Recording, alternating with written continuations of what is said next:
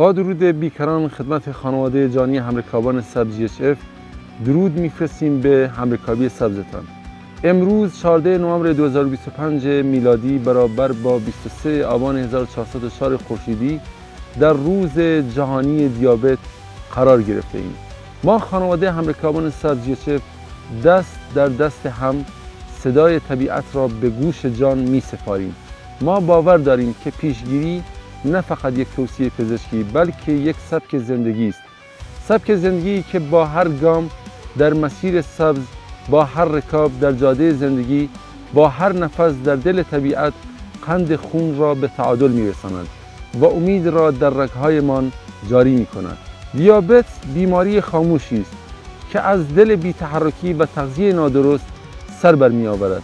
اما ما با همرکابی سبز، با راندن دوچرخه، پیاده‌روی و طبیعت‌گردی پاسخی روشن به این خاموشی می‌دهیم.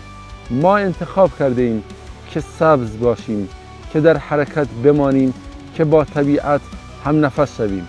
هر مسیر خاکی، هر جاده جنگلی، هر کوهپیمایی فرصتی است برای بازگشت به تعادل، برای کاهش قند خون، برای تقویت قلب، برای آرامش ذهن.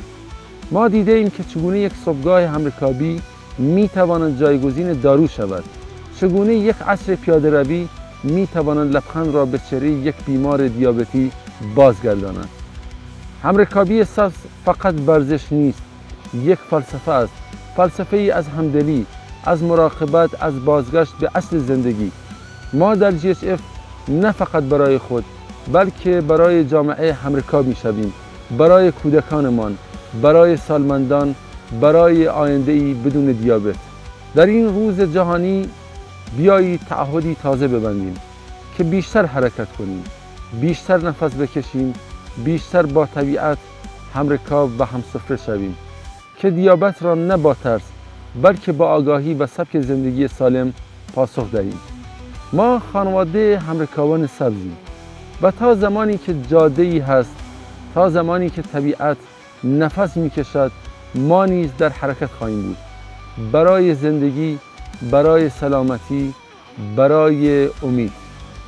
با نام همرکابان سبز، رهبران سلامت، همه همرکابیم.